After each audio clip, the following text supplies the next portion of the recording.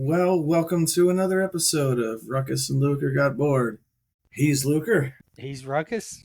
We were bored, so we decided we want to talk about some X-Men. Anyways, this is part 2 of our discussion on X-Men 97. And we're starting off with silly bird person bullshit, right? Yeah, we'll call this episode 98. Ha! So clever. Yeah, silly bird person bullshit. Do we want to, side note, do we want to just start off here with my thoughts on Gladiator? Yeah. Let's start with Gladiator. So my first note on that episode is that Gladiator's just awesome. Like, I fucking love that character, man. Like, he's so good. Now, I don't really have any real knowledge of him as a character. Just actually from he had appearance in the previous X-Men series. Yeah. On Muir Island, I think. Yeah, he shows up on Muir Island, and I forget the exact situation why it happens, but Juggernaut tries to attack him, and he just grabs him and slings his ass across the ocean. Like, that is the same episode with the edit that brought us the infamous on the Juggernaut bitch, didn't it? I think so. Yeah, I think it's because it was him and Black Tom. Charles. Yeah, that's it. That happens right before either Gladiator shows up or I can't remember if he's already shown up, but it happens right before that.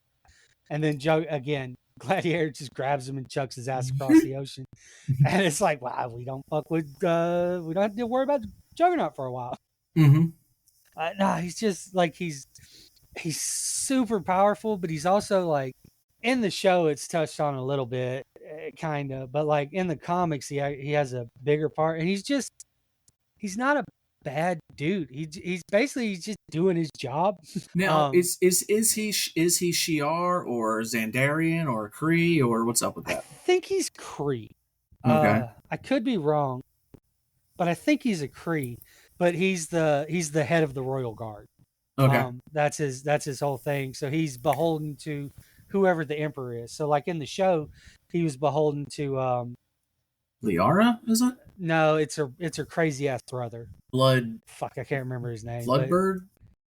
No, Blackbird is her sister. Deathbird. Fuck. Yeah, no, her brother has a name. Another Leandra or whatever. I can't remember it, but he's the crazy ass ruler. And then that arc ends with her taking over as the leader. Like he's doing his job. Like he only supports him because he's the emperor. Mm-hmm. Which you could say, oh, I'm just doing my job or whatever. But like he's not a bad dude.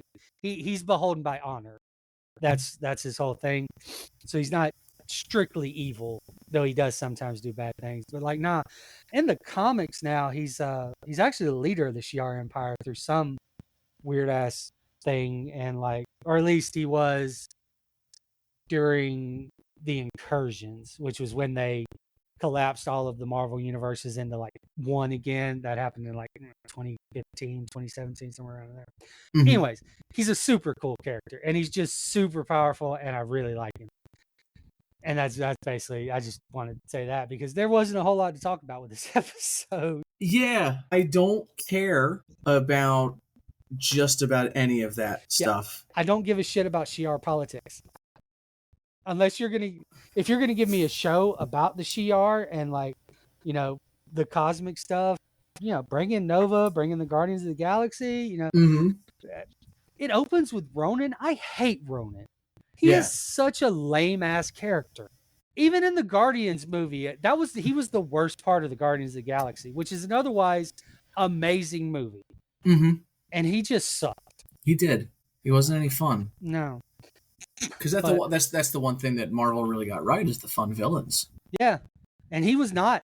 Like, say all the bad things you want about Avengers 2, Ultron is the tits. My God, James Spader absolutely killed that. The scene where somebody says something about breaking a few eggs, and he's like, "Well, clearly you've never made an omelet," and Tony Stark is like, "He beat me by this much." So good. That was so fucking good. Yeah. Yeah. Have you ever seen the edits where they took James Spader's lines from The Office, where he played Robert California, and edited that over the stuff that Ultron was saying. I have not. No. Like the one where he's calling himself the fucking Lizard King. It's amazing. It's like, you don't even know who I am. I'm the fucking Lizard King. Have you watched Blacklist? I have. He's so good in that. He Like, is. He's the best. I really like that show's not great, but he's great. Yeah. Is that show done? Like, Yeah, it finished up last year before. It's Don't- recently ended. I think it just recently It's came all to the Netflix. last season. If it just recently came to Netflix, then I have one more season to watch. It's good. I mean, you know, James Spader's awesome. Like that's Yeah. really just all that can be said about that. Like he was the only reason that show was amazing. Mhm. There was a couple other characters I really liked, but he was the reason I watched it. For sure. But yeah, he's so good. That's a whole like I could watch an entire movie that was just him and Paul Bettany talking shit at each other. Like that Yes. last scene in Mhm. Age of Ultron was awesome. I was born yesterday. Yeah, that was so good. But anyways, back to the thing. So I don't have any more notes about that episode, I think. I do actually have a couple. Except for how badass the psychic smackdown at the end was. Yeah, like that's my next one. It was fucking Xavier just flexing on him, being like, Mhm. "Oh wait, what am I doing? I have superpowers." Like he put them in uncomfortable school desks, didn't he? Yeah, Like those weren't just chairs; they were like they were like those wedged shitty. into the. Yep. He put Beautiful. Gladiator in a shitty school desk and then stuck an apple in his mouth because he talked out of turn. That was so good. That part was, I love that. You still got it, Chuck. Yeah. And then, so obviously they were playing on a thing that Leandra, whatever her name was, she our Empress lady, and Charles were supposed to be like star-crossed lovers like Romeo and Juliet. Mm-hmm. But the fact that he actually said they were star-crossed lovers, that was a nice touch. I like that. Yeah. I did appreciate it. I also love when he's like, well, maybe we could go to my place. And she's like, you're a bad liar. Yeah. She's like, you've got a lot to learn about politics and you're going to ruin everything. Yeah. And then guess what? He ruined everything. Because you know what Charles Xavier does typically? Ruins everything. He ruins everything. Like, really? This dude. So you know, which is funny because that's actually could be interpreted as a commentary on generational trauma. Yeah, that's too heavy.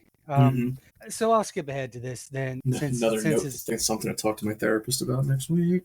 Been touched on here, it makes sense. So like, or actually maybe we should wait. It's about Bastion and like them talking about Bastion thinks that Xavier turned him away, but Xavier says that he showed up and his mom turned him away.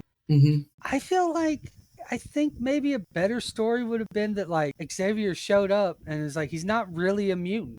Yeah. It wouldn't be as classically heroic of him or anything like that, but like I feel like that would have been a little bit of a better story, that because he didn't accept him into the school because he wasn't actually a mutant, and that decision caused all of this. But wasn't there mutant DNA in him? I don't know if the show says specifically, because it says his Nimrod came back and like possessed his dad. Mm-hmm. And then they had established prior to that these organic sentinels can procreate. So I think he's just a Nimrod, essentially, like an offspring of a Nimrod. Mm-hmm. Which is something that's super annoying in between the comics and the show, and well, both of them in general, because like in the show especially, like it's just Nimrod. They just refer to him as Nimrod.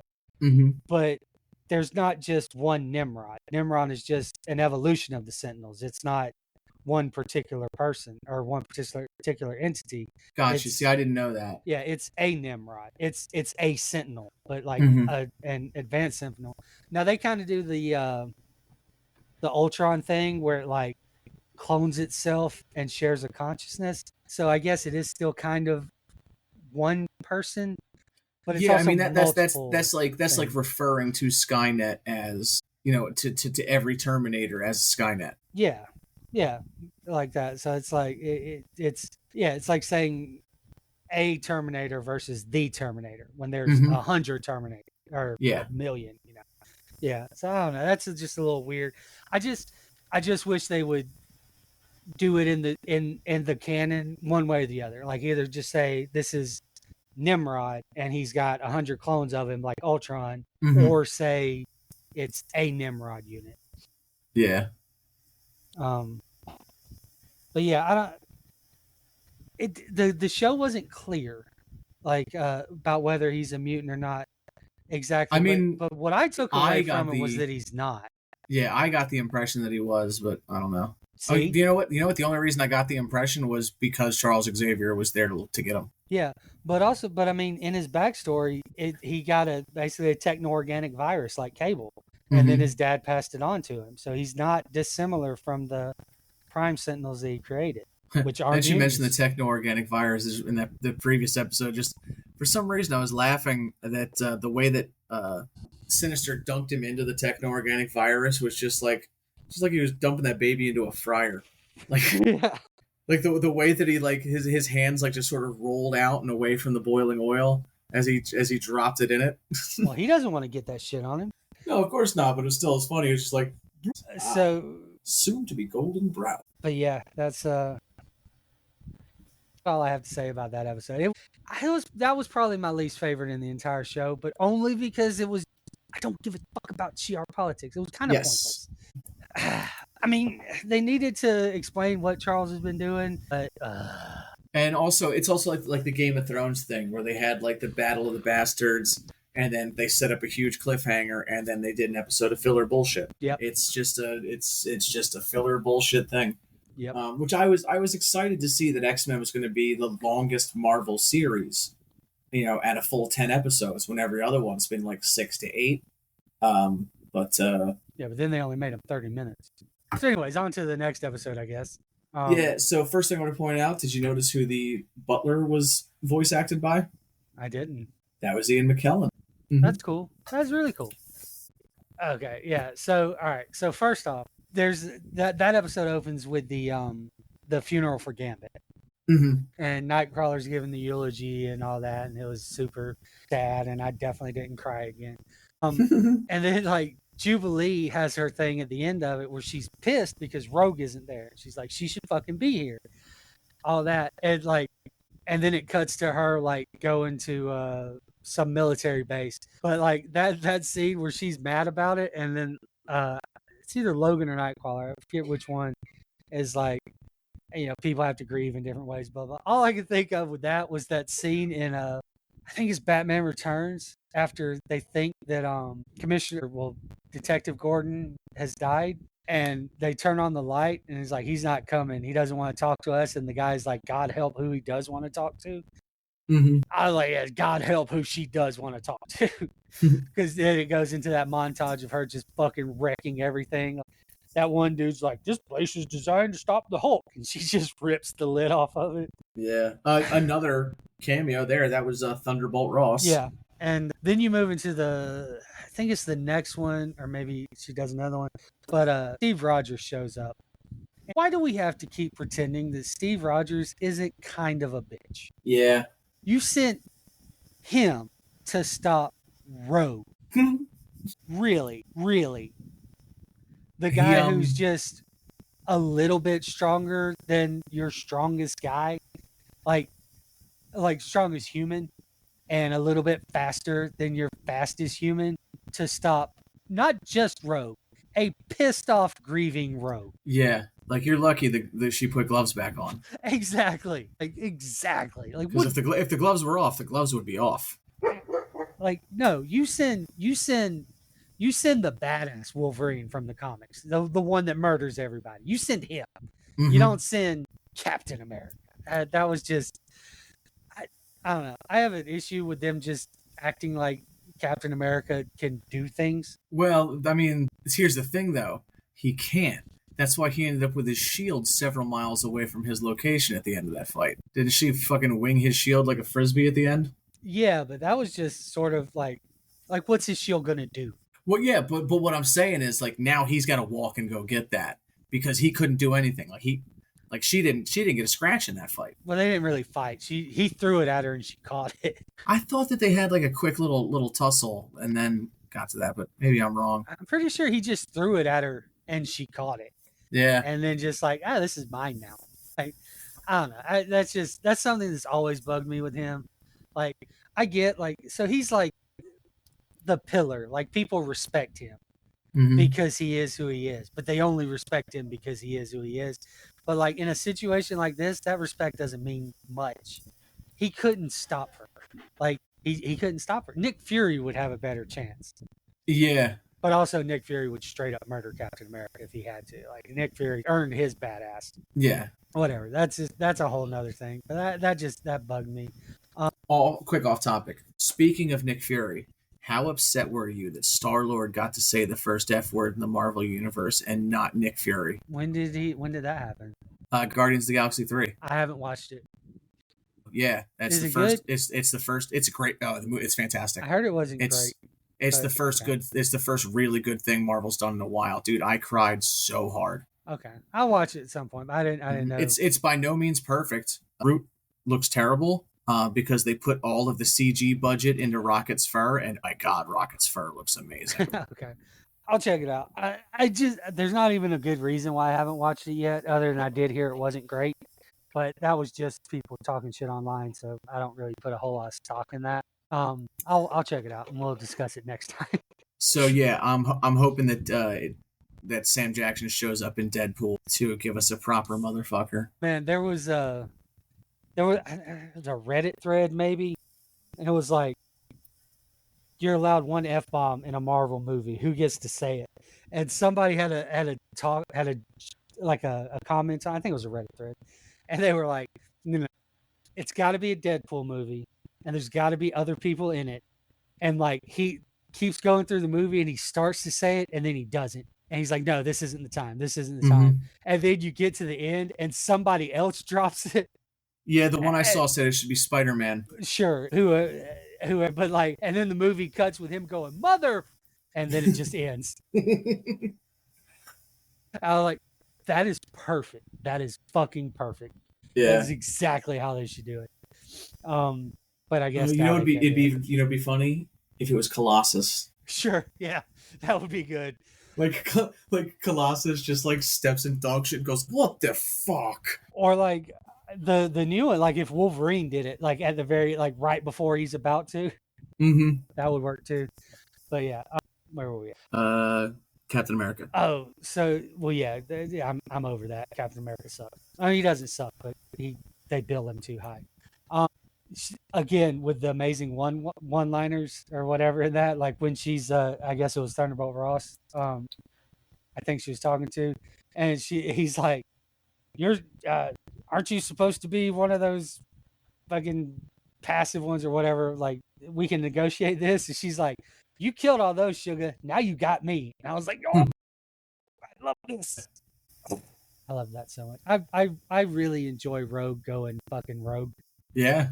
Then it cuts back to they just show up on Genosha, and they're talking about like, or right before that, Cyclops is talking to Senator or President Kelly, and he's like, "It's been 20 days or however many days, and we haven't found any survivors." Blah blah blah.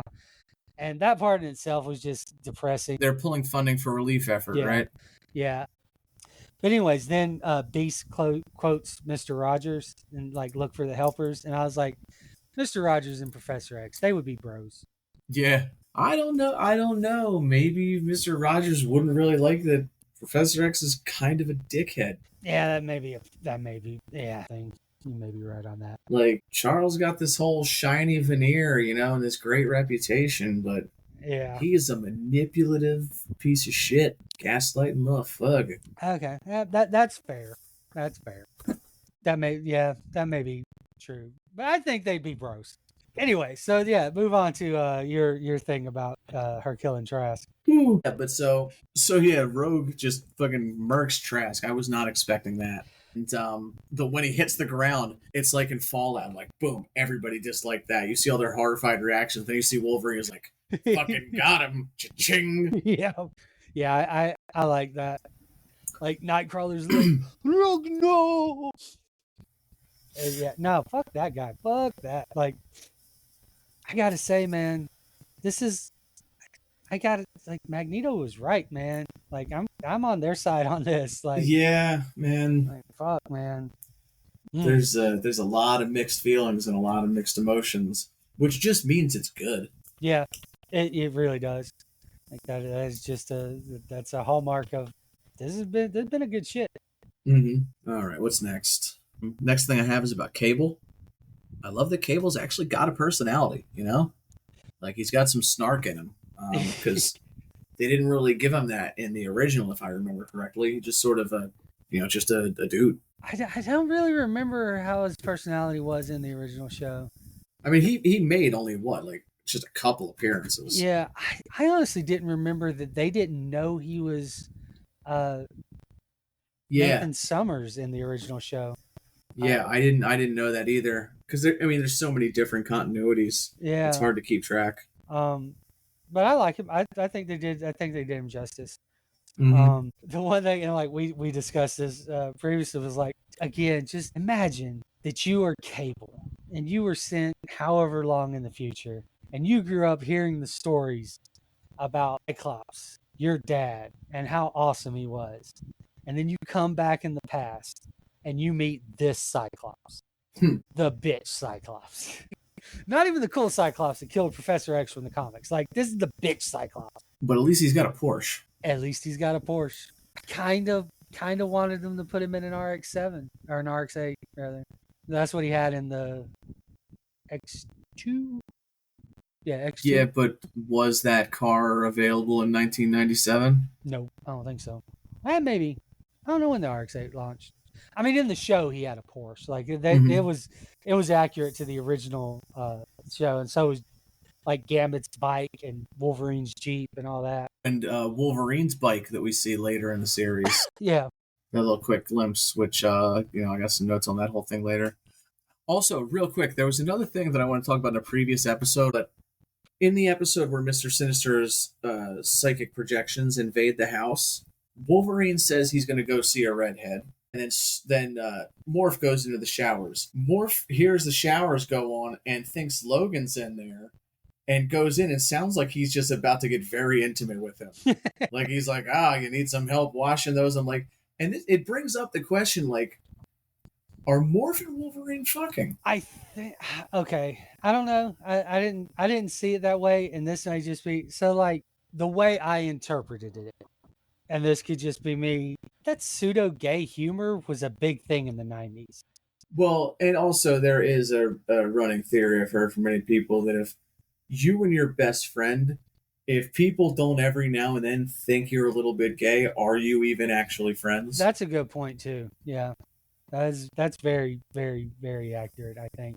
Yeah, because also at the end of the previous episode, Morph brings out snacks and beer to Wolverine in the tree, and Wolverine's like, "No, I'm grumpy." So he And turns so into then Sabretooth. turns into Sabretooth. He's like, "Let's wrestle, boy." Yeah. So I just think, because also I heard there's a lot of that going around in the in the comics currently. Like I haven't read any of the current stuff, but maybe that's just people who are just angry about the fact that gay people exist, trying to bash the X-Men for being woke or shit. But I heard that there's a lot of that going around in the X-Men currently. I don't know. I don't know. But I also, actually I like all the stuff that I'm hearing about, like Krakoa and stuff. I really need to catch up on the current X-Men stuff. so I read A House and Powers of X, which is the start of that back uh, 4 or 5 years ago when it first started coming out, and it was really good. I haven't read anything after that, but I did watch some YouTube videos summarizing it. It's all really good. Should Yeah, definitely look into it. At least watch the videos on it or something. Like it's really good. So Comics Explained is the one I like. There's like Comic Storian also does it, but he does much shorter videos. Like he'll compress an entire arc into 15 minutes. Comic Explained goes like panel by panel, and it's 5 hours. So either one of those. So basically, the whole thing with that is like Professor X and the X Men kind of adopt Magneto's philosophy. Is like, yeah, we're never going to be able to live peacefully side by side. So they make their own nation and they have it set up so like nobody else can get in. They Krakoa grows these plants that they do different things, but for humans, one of them like cures all diseases or something, but one of them extends your lifespan by 5 years. And that's the big one. And they're at the very beginning of it, when they establish Krakoa, or their nation of Krakoa, Professor X puts on Cerebro and sends out a message to the entire world, and he's explaining to them like what's about to happen. He's like, look, this is what we have. There was a time when I would have just given you this. Not anymore. So we will sell it to you. And in exchange, you're going to recognize us as a country. You're going to give us, equal seating in that. And you're not going to attack us anymore. And we're going to live, on our own. And that's just how that's going to be. Otherwise, you're not going to get it. And it's pretty awesome. Bold move. Yeah. But also, he says, it's great writing. He says one thing, like he opens it, he's like, you went to sleep and you dreamed of a world, blah, blah, blah. But he's like, it goes on, it's just a great line. He's like, while you slept, the world changed. And it's so good. Like that line is just awesome. And then there's like that Judgment Day thing where I was telling you the other day where there's that awesome scene with Dr. Octopus. Not Dr. Octopus, Dr. Doom, where he's like, shows up and tries to judge him. And Doom's like, nobody judges Doom but Doom, and I pass. And the progenitor's like, he assesses himself, and I agree. It's just so good. They had a pretty great moment like that on Doctor Who, where it was like they were judging the Master for crimes and about to do execution, and then they're like, so you have a count on how everyone's died forever, right? Look up how many people have died because of the death of the Doctor, and the number's so high that the bad guys just walk away. Okay, so is it the same episode or is it the next episode? Anyways, the hellscape in the Xavier Institute, that episode. No, it's not the hellscape. It's when all the Prime Sentinels show up and attack the Institute. That's the next note I have. So like the whole thing, I don't have many notes after this. Yeah, I spent too much time actually just watching the show after this to write a bunch of stuff down. I was just so pulled in. Well, I don't. Yeah, I was definitely pulled in, but like I just didn't have, like it was just good storytelling, but there wasn't much for me to add to it. Like they did it all pretty good.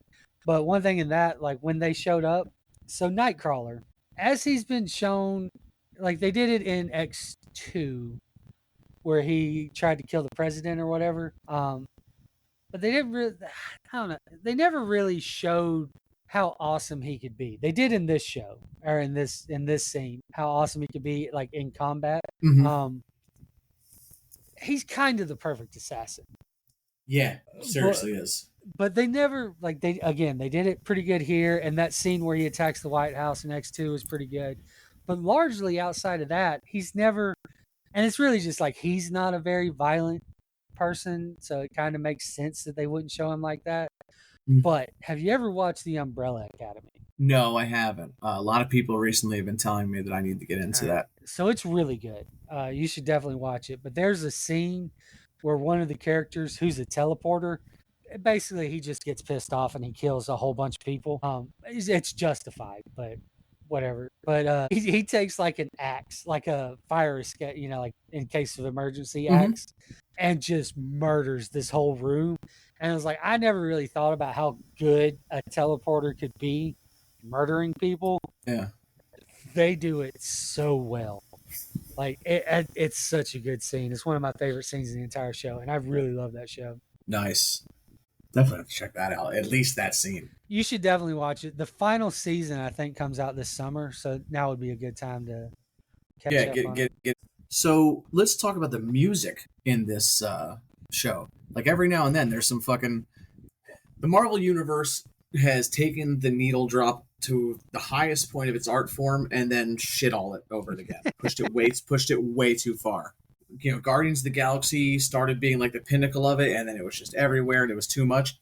They do it just enough in this. Like, specifically for stuff like, scene right here, like, it was definitely to reference Reservoir Dogs, when Bastion is sitting there shaving Magneto, and explaining to him, and there's that, I don't know what song it was playing, but it definitely has the same vibes as Stuck in the Middle with You. No, it's playing that damn Purple Eater, one-eyed, one-horn, purple People Eater, yeah. One-eyed, one-horn, flying purple people eater.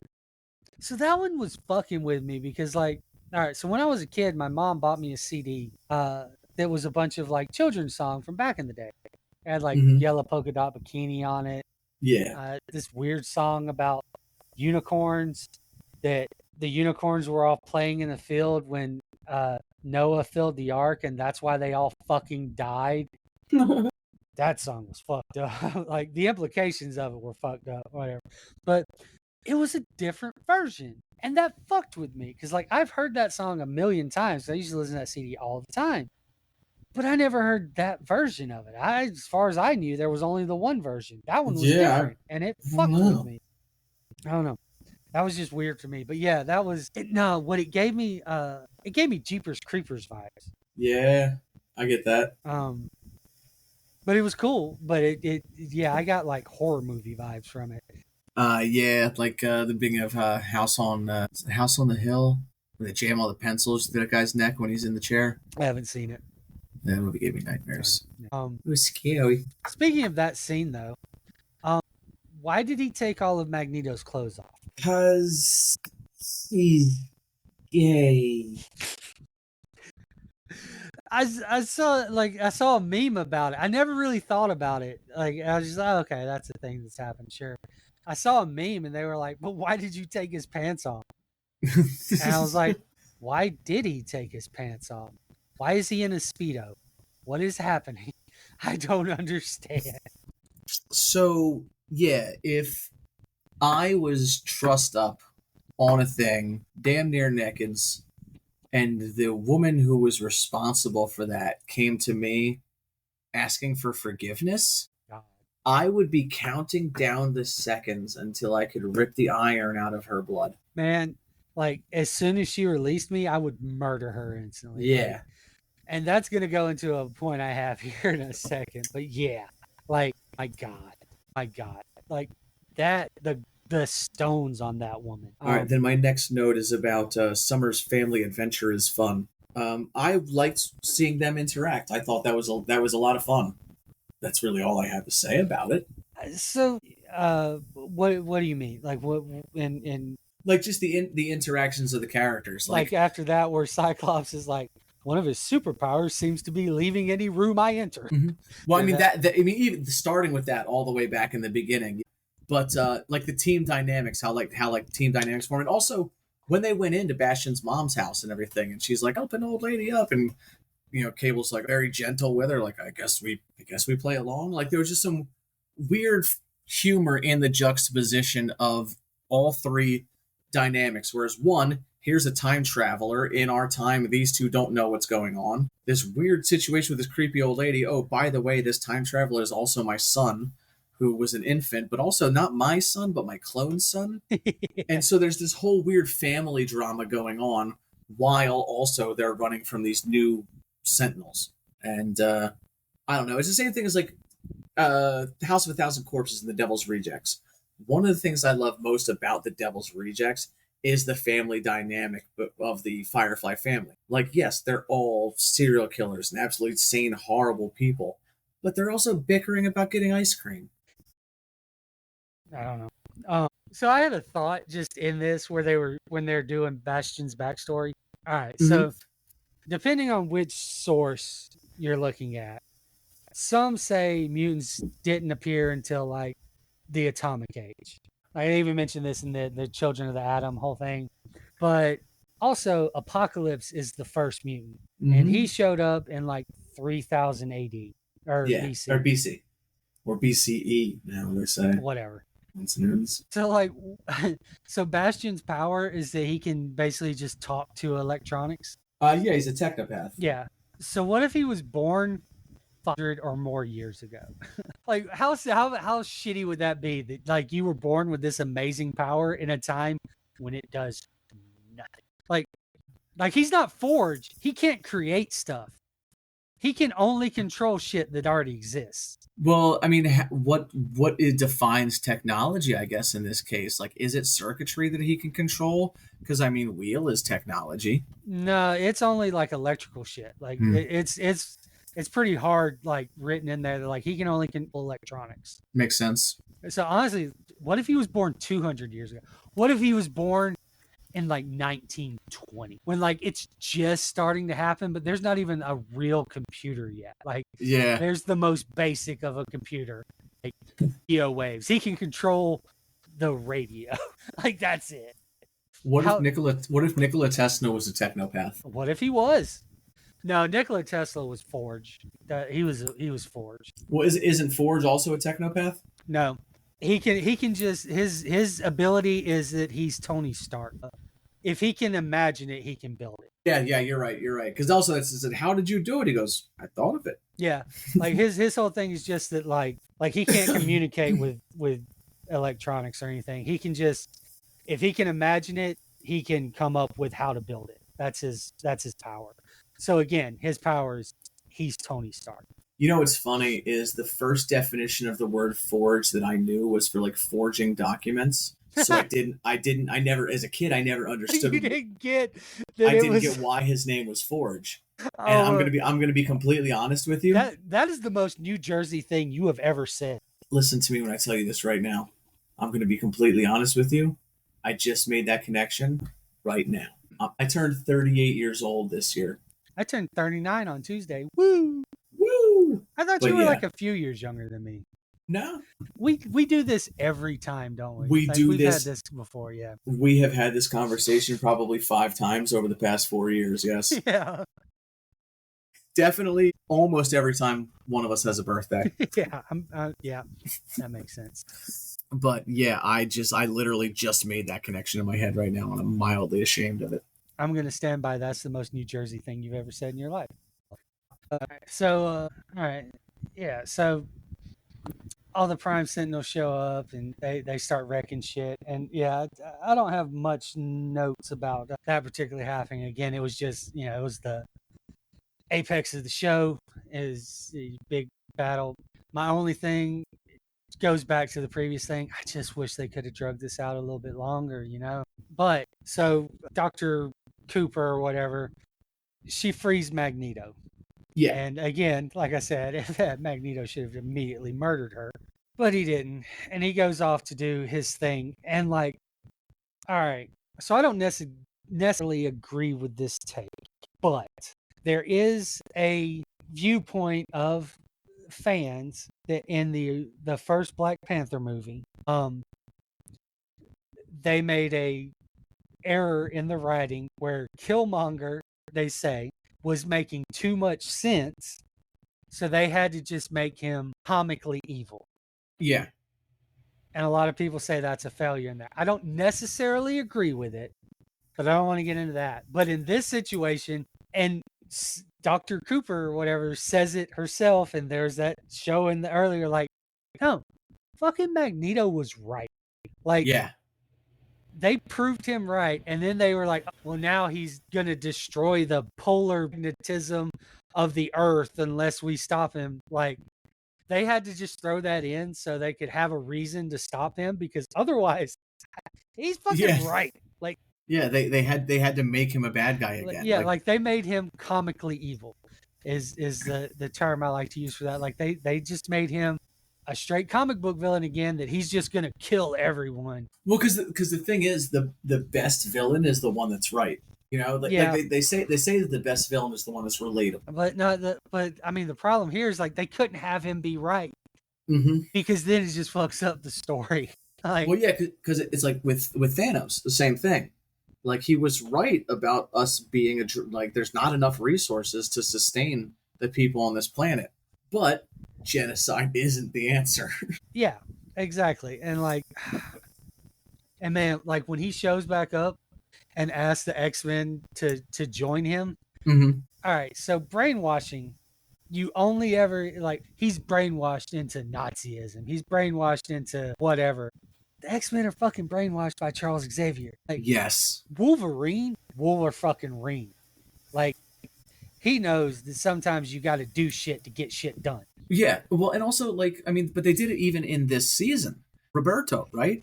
He was kidnapped. He wasn't. He was taken in. He was quote unquote under protective custody. No, he was. They weren't asking for ransom, but they were. They took him and were not letting him go. Yeah, but I mean, he's one of the ones who joined Magneto, and that makes sense. So does Rogue. but also, fucking Wolverine should have joined them. Like, yeah, he's G- brainwashed. He's oh, brainwashed by but Xavier. Logan's also brainwashed by Jean. Yeah, okay, but she's brainwashed by Xavier. For sure, yeah. Like that's And also Logan is literally brainwashed by Xavier. yes, yeah, yes, exactly. Like that's my point. Is that like they're all literally brainwashed. Logan in a Mm-hmm. more obvious sense, but like they all are. Like, nah, Magneto was right. Like I'm on that side. Like fucking Yeah. like why would anybody stick, especially after he abandoned them for however long? Nah, man. Like they all should have Yeah, just joined also, yeah, the Magneto. fact that like he's completely healthy out in space, but he's just like, man, fuck them kids. Yeah, exactly. Until they all die, and then he's like, "Oh no, I made a mistake." He's just sitting there about to have the Empress of the Universe give him a little kiss on the peepee, and Yeah, then he's like, "Oh no, yeah. Fuck. everyone's dead because of me." So again, and to go back to this, that's one of the reasons I think that like House of X and that whole saga is so good, is because Xavier basically is like, yeah, you know what, Magneto, you were fucking right. Like, Mm-hmm. let's try your way, and it's great. Like they set up a council, like their governing body, and it's Apocalypse, Mister Sinister, Sebastian Shaw. I think Mystique's on it. Emma Frost is definitely on it. And of course Cyclops and Professor X. It's but they all just join together because they're like, you know what? It turns out we're just never going to get a fair shake here. So let's all just join forces. It's awesome. It's Yeah. it's really good. Also mentioning Emma Frost, this is the first time apparently she's ever turned into diamonds. In the yeah, I guess in the show she wasn't able to do that before. She does in I think she Uh, does in Wolverine and the X-Men. I've definitely almost positive I've seen her do that in an animated show, mm-hmm. but I guess in the X-Men 97 universe she hadn't done it before. Yeah, but I'm Um, just surprised because like it's hard to tell sometimes just like how far into the existence of the X-Men this show is. When Bastion said to Sinister, like, "Oh, you've been fighting these guys since 1992." Like, does that mean the X-Men have only been operating for 5 years at this point? that Like, doesn't I figured this was all taking place like 10 years after they no. were high school Well, students. no, I, that can't be right because the show started in '92, and they have like there's the picture of them from like their 60s, like before Beast had his secondary mutation Yeah, like that. and That's turned all that's what I blue. was Yeah, saying. yeah, But that's what I'm saying. What Bastion said there about you guys have been fighting them since '92. Yeah, it's a fun Easter egg for the premiere date of the TV show. yeah, But the X-Men have been around. They have to have been around for yeah, so much longer. yeah, absolutely. I Like think at least probably 20 years, right? at least, I mean, in the comics, it's supposed to be from like the '60s. Mm-hmm. But But I mean, yeah, that doesn't honestly, make sense. Yeah. yeah, but Um, honestly, how old can they be So you know in? what? I actually had a thought about this, and I think there's a very simple way they should put it in, at least in the show, if not in the comics, to make this make sense. And it's super simple, and it'd be very easy to do. Just say that the mutant gene makes them age slower, I was it's funny. I was thinking the exact same and thing. like that explains why Magneto is supposed to be 60 something, but still looks like he looks. Yeah, and then also like Professor X being around in when was Logan supposed to have taken place in the 2020s, but also having been around in like World War II. Yeah, exactly. Like they just that's all it would take, and it just mentioned it offhanded at one point, and everything makes perfect sense. Mm-hmm. And like Logan's just got like an extraordinarily mutated version of that mutation. Yep, and it explains literally everything. Like Mm-hmm. that's just what they should do. Fox, if you're listening, Disney. Disney, yeah. Well, Disney owns Fox now, so same thing. So the next point, when they go to suit up when they're going to go off do their different things or whatever, and Cyclops gives Cable his uniform, and he's like, "What is this?" or what? He has some snarky thing about, it, and Mm-hmm. Cyclops is like, "What'd you expect? Black leather?" Black leather. That Yeah. is such a good thing Callback. Yeah, to to the the original first X movie. Men movie. Yeah, that was so good because they're like, "What'd you expect? Yellow spandex?" Oh, so good. I loved the OG costumes so much. I'm glad that they didn't put Beast back in his, because that would have just been weird with him now having the blue fur. And I love how Morph didn't really have an OG costume, so he just gave himself shoulder pads. I liked that they put Wolverine in the brown and yellow. Mm-hmm. Well, I mean, they gave them all the costumes from the other X Men animated series that only got the pilot, Pride of the X Men, which was really the one that the arcade game was aesthetically based off of. So that's why the costume that Storm had when she got her powers back was the same one from the arcade game, and That not like going back to the the thing. so But yeah, that all of those costumes were from that game. that bugged me so much that she regrew all of her hair. Yeah, it did. I didn't like that either. That I didn't like that. No, whatever.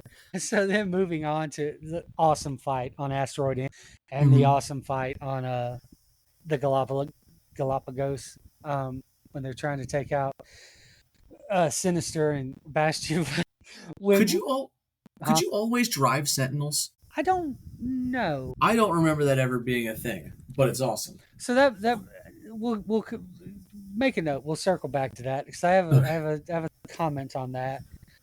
So but no, when they're fighting, that was an awesome fight.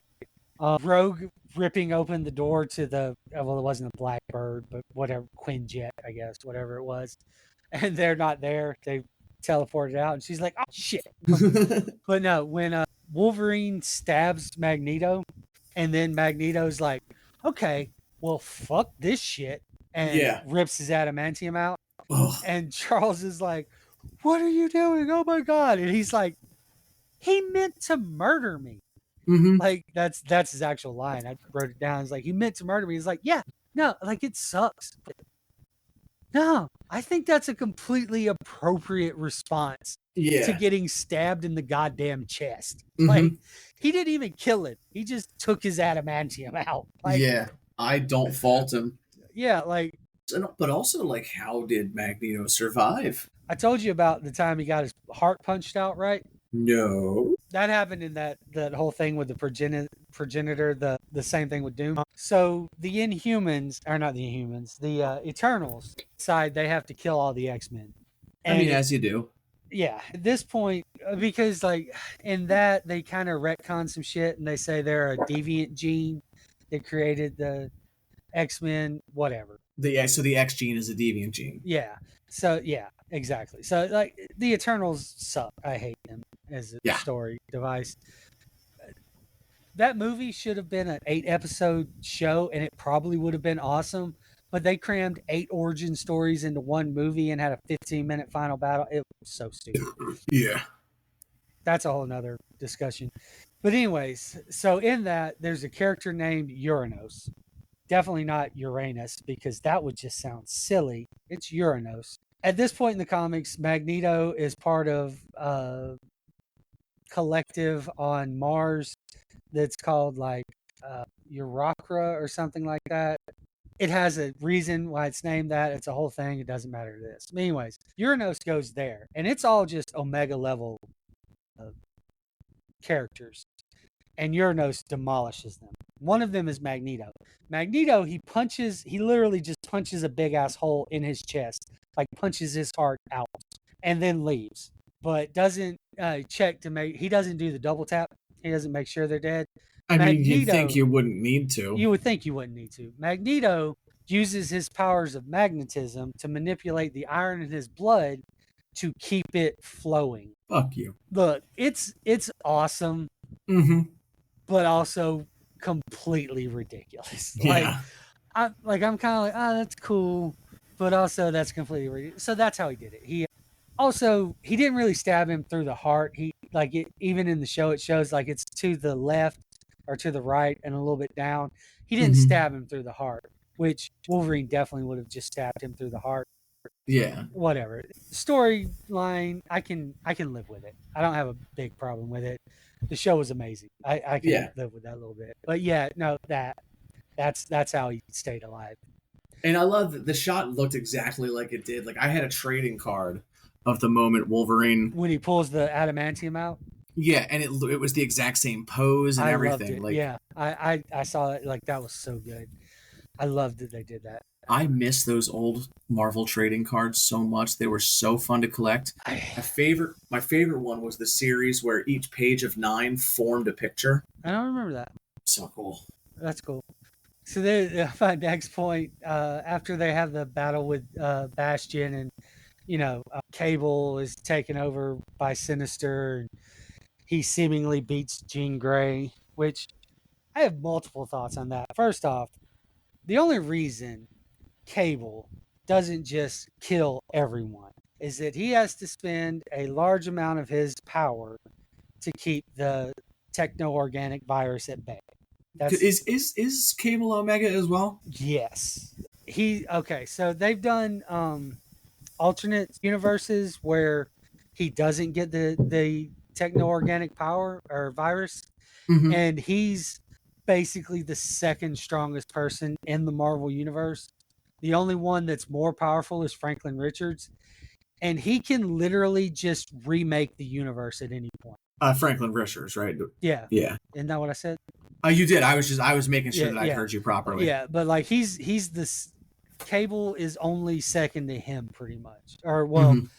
Nathaniel Gray is only Yeah. second to him, pretty much. This particular universe, he's limited because he has to keep the virus at bay.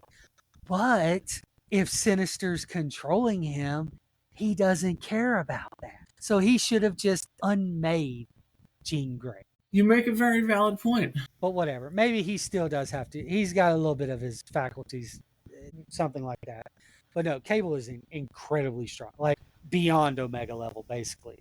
The only ones they're actually, that's not entirely true. There are a few others that are more powerful to him, but basically the only people more powerful to him are the ones that can actually manipulate reality. Yeah. The Molecule Like Man is one. Franklin Richards. There's an old dude whose name I forget off the top of my head. It's only a handful of people.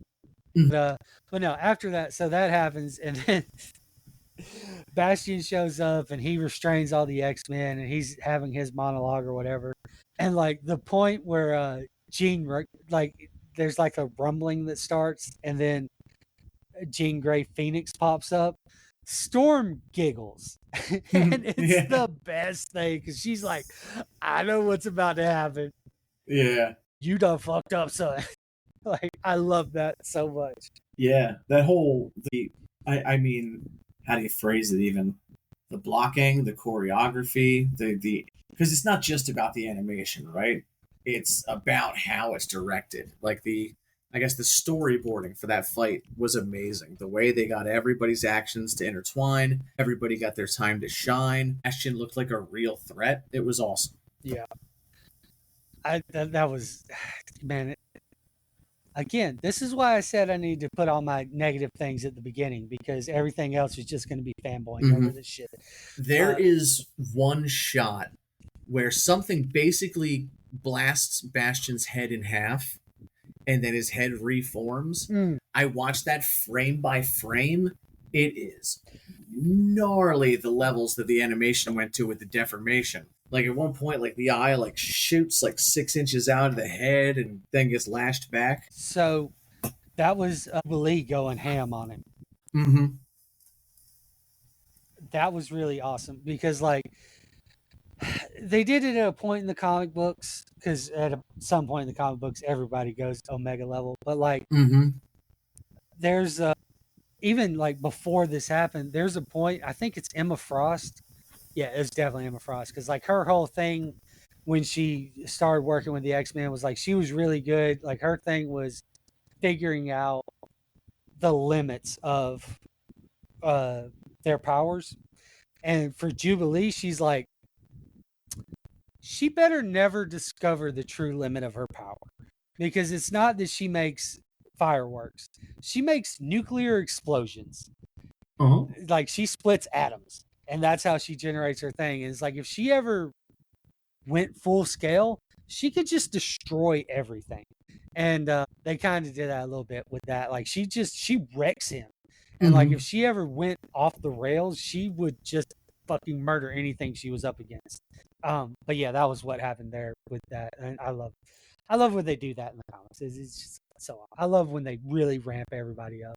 Great idea for an X-Men story. Omega Wars. It's something like Secret Wars, where an entity like the Beyonder or somebody pulls a bunch of people to a place and makes them fight it out. But what he does is he takes a bunch of mutants of different powering levels and powers all of them up to Omega level. So now they're all on an equal playing field. So, like now, Leech, for example, whatever his power is, it is now of Omega level. And he could take out Magneto with this power. So to that, I think it was actually Motherfucker, they did it already, didn't they? no, not exactly what you're saying, but I think actually after the incursion, they did Secret Wars, not Secret War, which was the old one. Mm-hmm. They did Secret Wars, which again, Doom creates Battle World, becomes a god, and I think it's in that. I may actually be wrong. But anyways, at one point, no, it's definitely in that. Leech shows up, and Leech's power is that he can just turn off other people's powers. Oh, So like it's not it doesn't sound like much, but he can basically nullify any mutant. And yeah. he does that to Doom. I think it's Doom. I may be What's getting a couple of what's stories Doom's conflated. mutant? What's Well, it's not. or is it any or is it, it's any power? Yeah, It's he not can just just turn off their mutation. powers. I may actually be wrong. Maybe it's not Doom, but he definitely like something like that. What you're saying happens, and Mm-hmm. they just get Leech in there close enough, and he just turns off their power. Nice. And it's like somebody has gone god level. I think it's Secret Wars when that happened. Could be wrong, but it's definitely. But what you Yeah. buy that Mm-hmm. shit? I mean, just being able to see Omega level mutant versions of Dazzler and Marrow and Deadpool, whatever Deadpool's Omega level would be. I okay, so I don't know that Deadpool could have an Omega level. He's kind Well, I mean, that would be like maybe like a comedy version of it. Like basically, he heals so heavily that none of the cells in his body ever die, so he becomes 1,000 feet tall. okay. Okay, Um, that's a way to do it. Yeah, Domino's luck powers being Omega level could be interesting. yeah, Like she just walks around and just good things happen to everybody to the yeah, point that good things start conflicting and causing terrible things to happen. yeah. But that's just Scarlet Witch. I mean, You're right. You're right. yeah, It's also Bruce Almighty yeah. when he just makes everybody's prayers come true. And then it goes horribly wrong. That's a good movie. Mm-hmm. That's a really good movie. Oh, so real quick, back on the in the previous episode, but I had a comment about Mister Sinister here. But it was funny how when they were fighting against Mister Sinister and Bastion back on Earth, Sinister goes up to Bastion and he's like, "Come on, we need to get out of here," acting like a coward basically. And then Bastion's like, "No, Sinister wouldn't risk himself for anybody else." So even though he was acting like a complete coward, he was too brave to actually be Sinister. Yeah, because what he says is like he would never put himself Risk. in danger for somebody else or something Yeah. like that. Yeah, yeah, no, that he definitely wouldn't. Like Mm-hmm. he would never have gone to be like Bastion. We gotta get out of here. He just would have bounced. Yeah. And then also, right before Wolverine got his adamantium ripped out, as soon as Magneto said this rivalry is over, I went, shit, they're gonna fucking do it. Yeah, and they fucking did it. Yep. So that's a good segue. My next note is Sassy Sinister. So in the House of X and all that, the Krakoan saga, Sinister is portrayed a little bit different. Comics Explained described him in this way, and I think that's the best way to do it. He's sassy. Yeah. Like they go to Club Sinister to meet him at one point, and like they go into his throne room or whatever, which is just like the VIP section, and he's sitting in his chair, but he's got like one leg through over the arm. He's got his head back, and he's like, and like it's a comic, so you don't hear this, but he definitely talks with a lisp. Like he's definitely like, I'm Mr. Sinister. Like that's definitely how they portray him, and I wish they had done it in the show. Do they put multiple S's every time he says an S? I don't remember. But they definitely like that's definitely how he talks. Like he's very flamboyant and everything. Like even and not even just that. Like I said, he joins the council of whatever they call it, and like he maintains that personality throughout the run. And I wish they had done that in the show, and that would have worked so good with him. Oh my God, I'm ugly at the end. Like, Like that would God, have worked so good there. that was just so disappointing. My face, show me my face. But it's not if you consider that it's that sinister, Yeah. right? Like it makes a lot more sense there, and it's perfect. Mm-hmm. I wish they had done that. Now, one thing I was curious is about Bastion's motivations at one point, because in the beginning it was like he was going to save humanity by enslaving mutants and things like that. But now in this timeline, now it's just he wants to destroy the world. Yeah, I'm not sure about that. I don't have an yeah, because like Cable says, like in his future, he creates He the utopia, but it's because he enslaved all the mutants. Yeah, I don't know. I don't know. I don't have an answer there, unfortunately. Maybe he just wanted to turn all of them into Prime Sentinels. maybe, but I mean that meteorite, like asteroid, that was gonna destroy the planet. Okay, so that was after he had essentially lost. You're right. You're right. You're So right. you Yeah, know his rationing can change there. you're right. Yeah. Um, All right. So never mind. yeah. So back to asteroid M thing, and after that, I love that the Magneto protocol is just fire all of the missiles. Yeah. like they're discussing it or whatever. Like, in other stuff they'll be like, like Batman has his Superman protocol, where it's just like, here's how we destroy Superman. No, everyone's Magneto protocol is like, if he goes crazy, we just We fire nuke the fuck everything out of at him. him and hope. Yeah. I love that. We literally, it's just a nuclear spray and pray. And man, that ending, it was a bit silly. And well, not silly. That's not the right word. But like Rogue trying to lift the comet, and like Cyclops firing off his everything, and Storm making a tornado or whatever the hell she did, and Jean Grey doing her like that was awesome. And all of this while Magneto's having therapy inside his own head. Yeah. And like when he's like, you try being the villain. I'm like, Magneto's really sitting here drowning, saying no one knows what it's like to be the bad man, to be the sad man behind his blue eyes. Yeah. Oh, man. I like that a lot. I liked how it ended a lot, but I liked even more that like they're doing all of this and they're like, we're gonna die, but we're gonna save them, and then they're definitely not gonna save Mm-hmm. anyone. But And they then still never stop trying. yeah, but then Magneto wakes up and he's just immediately like, no, fuck this, and just takes it Fixes away. it. Yeah, like loved it. I loved it. Like he's just like, okay, I got it. Really interested to see what they go in the next one. Egypt, it looks like. Well, yeah, but also like Scott and Jean are in 3097 or whatever it was Mm-hmm. in the future. And Forge and Bishop of all time travelers is in the present day. Yeah, I mean, I feel like they're probably gonna pull them all back in like one or two episodes. Well, I don't also, think it's gonna be what a I'm thing. thinking maybe is, do you remember in comics when the second X-Men team got introduced? Like, this is when Colossus and Wolverine joined the team and everything. All the main team went missing, presumed dead. So a second team was formed and they rescued them.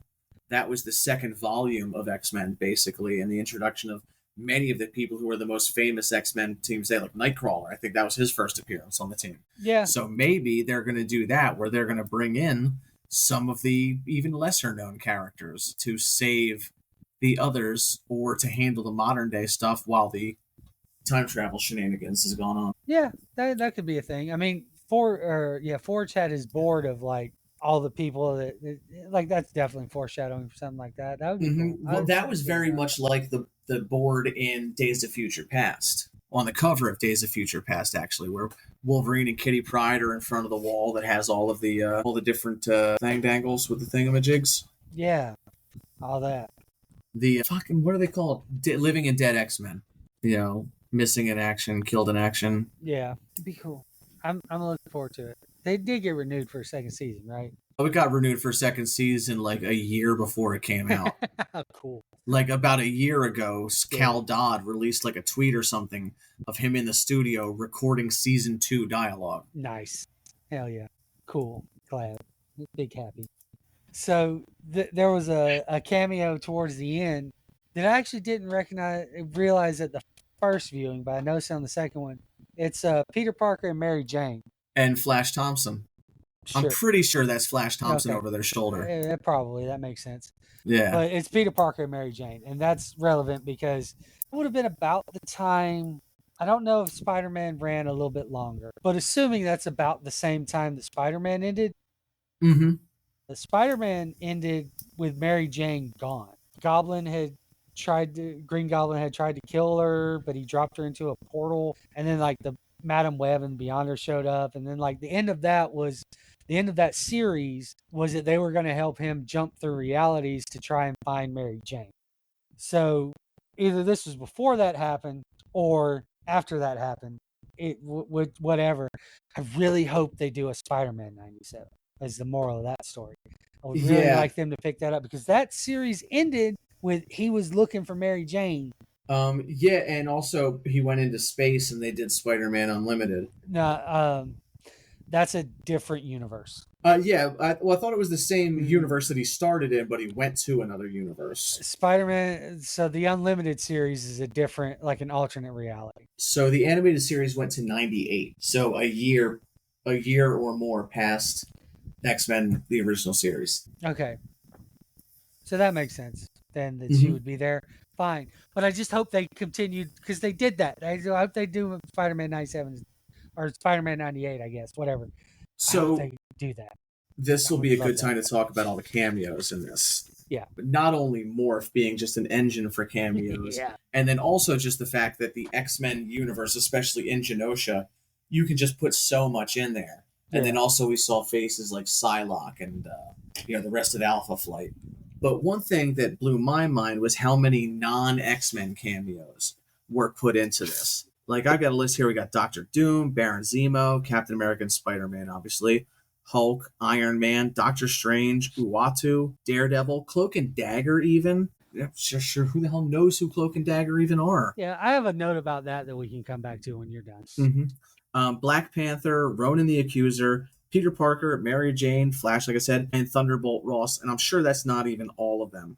And that got me thinking about an idea that I had 100 years ago when the X-Men movie first came out. I mean, talking I was 14. I want this series to just go year round. Every 4 months or every 3 months, it's a different quote unquote series, and you have two series running consequently. So you've got 8 seasons of TV every year. Yeah, concurrently. 8 seasons of TV every year, and it's just all over the Marvel universe. Just a season of this story and a season of this story, and there'll be massive crossover episodes. That's the world that I want to live in. That's all I've really got to say there. Hold that thought for 1 second. Yeah. So, anyways, I would love that. That would be awesome. Yeah, like that would just be the absolute tits. I don't think that's going to happen. No, because God doesn't want me to be happy.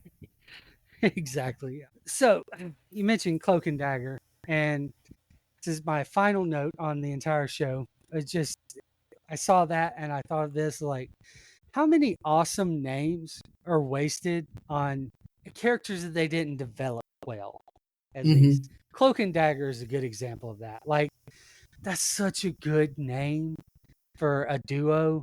Yeah. And all right, Cloak does some cool shit from time to time. I think he was involved in Secret War. Um, he can do some really cool shit, and they use him sparingly. Dagger doesn't do shit ever. Yeah. I mean, honestly, the only thing I ever know about Cloak and Dagger was from the Spider-Man and Venom Maximum Carnage game on Super Nintendo. They had a show. Yeah, they did. I didn't watch a single episode of it I because think I didn't even know what it was on. I think it was on a streaming service, or no, well, not a streaming service. I think it was on like FX. FX. I think it was on one of the FX shows, Yeah. channels, or something. I don't know. I don't remember. Yeah, like think, I never saw Legion either. I think that was definitely an FX show. Mm-hmm. I think I watched the first episode of Cloak and Dagger, but like they're just like that's such a good name wasted on shitty characters. They should be spies. Sure. Yeah, something. They should be something. They should be like cool members of Shield. Yeah, that would be good. But no, they're like street level Daredevil type Mm-hmm. characters, and like Cloak is super powerful, and they only use him very sparingly, and he's a he's a door. Like he's a fucking door. Yeah. Like I think he does something in Secret Wars recently. I think I remember that, but like again, it's just like it's not him. It's just his power. Like there's no interesting thing about the character. It's disappointing when they do shit like that. Like again, that goes back to Mr. Sinister. Like that's a cool name. I think at least it's a little on the nose, but it's cool. But then he's just such a bitch. Mm-hmm. And so, I guess that's our two-part review of X-Men First Class. Or not First Class. Let's try that again. So, yeah, I guess that's our two-part review of X-Men 97. Yeah, that Uh, was a good one. I all in all, yeah, it's a good one. My biggest problem with it is that there isn't more of it, I suppose. yeah, But you know what? If you liked it and you haven't seen it already, go watch Wolverine and the X-Men. It was awesome. also that. Yes, you should definitely go watch that. I don't know where you can fucking find it, but it's somewhere. And you know what? Dig out your PlayStation 2 and play X-Men, no, Marvel Ultimate Alliance. Because that shit was awesome. I never First played that. thinking I'll it take was your so word for good. it. The second one was really good too. The third one was garbage. It was a Nintendo Switch exclusive and it looked like a mobile game. Ew.